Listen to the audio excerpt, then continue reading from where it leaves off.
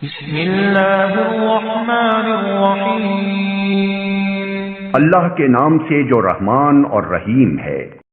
یا ایہا الناس اتقوا ربکم الذی خلقکم من نفس واحدة وخلق منها زوجها وبث منهما رجالا كثيرا ونساء واتقوا الله الذي تساءلون به والأرحام إن الله كان عليكم رقيبا۔ لوگو اپنے رب سے ڈرو جس نے تم کو ایک جان سے پیدا کیا اور اسی جان سے اس کا جوڑا بنایا اور ان دونوں سے بہت مرد و عورت دنیا میں پھیلا دیے۔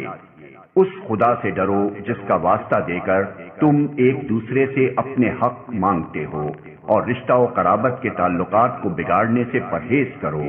یقین جانو کہ اللہ تم پر نگرانی کر رہا ہے۔ چونکہ آگے چل کر انسانوں کے باہمی حقوق بیان کرنے ہیں اور خصوصیت کے ساتھ خاندانی نظام کی بہتری و استواری کے لیے ضروری قوانین ارشاد فرمائے جانے والے ہیں، اس لیے تمہید اس طرح اٹھائی گئی کہ ایک طرف اللہ سے ڈرنے اور اس کی ناراضی سے بچنے کی تاکید کی، اور دوسری طرف یہ بات ذہن نشین کرائی کہ تمام انسان ایک اصل سے ہیں اور ایک دوسرے کا خون اور گوشت پوست ہیں۔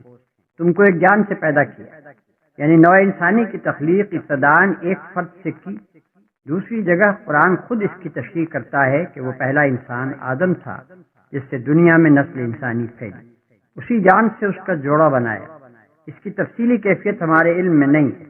عام طور پر جو بات اہل تفسیر بیان کرتے ہیں اور جو بائبل میں بھی بیان کی گئی ہے وہ یہ ہے کہ آدم کی پسلی سے حوا کو پیدا کیا گیا۔ تلمود میں اور زیادہ تفصیل کے ساتھ یہ بتایا گیا ہے کہ حضرت حوا کو حضرت آدم علیہ السلام کی دائیں جانب کی 13ویں پسلی سے پیدا کیا گیا تھا، لیکن کتاب اللہ اس بارے میں خاموش ہے، اور جو حدیث اس کی تائید میں پیش کی جاتی ہے اس کا وہ مفہوم نہیں ہے جو لوگوں نے سمجھا ہے۔ لہذا بہتر یہ ہے کہ بات کو اسی طرح مجمل رہنے دیا جائے جس طرح اللہ نے اسے مجمل رکھا ہے، اور اس کی تفصیلی کیفیت متعین کرنے میں وقت نہ ضائع کیا جائے۔